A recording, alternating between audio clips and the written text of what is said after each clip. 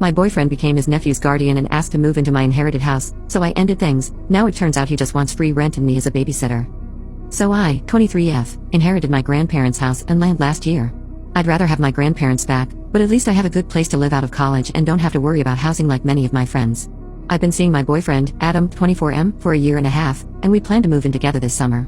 He would be moving to my place. Right now, he lives in an apartment with 3 roommates. Adam has an older brother who is kind of a jerk.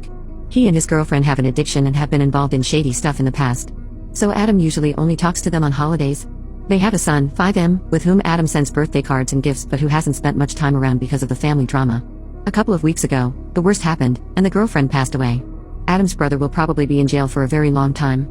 Adam's mom is disabled and not in good enough health to keep up with a 5-year-old full-time. The girlfriend's family disowned her and wanted nothing to do with her and her child. That leaves Adam as a guardian for the kid or foster care. I am not a kid person. I don't dislike kids, but I had my own messed up childhood, and I would not be a good parent or be able to deal with the noise and chaos of a small kid efficiently. Adam knows this as we've had the what if there's an oops and future planning conversations.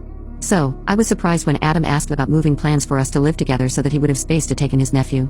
I said I wasn't okay with him bringing his nephew and that since the situation had changed, the plan would have to be put off until something was figured out. He said there's no room for his nephew at his current place and rent is sky high, so he couldn't afford a new place on his own.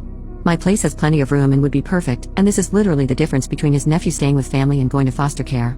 We argued, and his mom has been asking me to let them stay with me for a while until they can make other arrangements. I feel that a little while would become permanent once the kid got comfortable. Our mutual friends have been telling me I was a jerk for not helping Adam, at least temporarily, because I'm lucky to have the space. But I really don't want my space invaded like that, and if nothing else comes up, I'll have to deal with kicking them out eventually. We've been friends for a while before we started dating. He's never cared for a kid or even had a pet.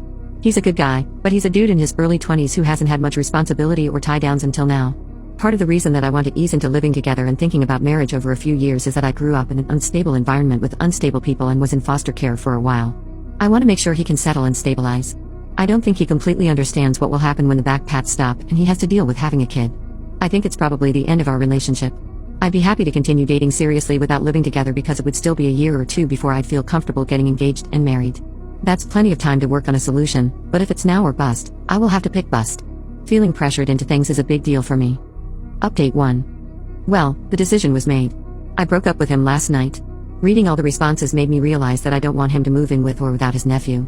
He did not take it well at all, but probably that's another reason this wouldn't work in the end. Hopefully, he and his mom can figure something out together.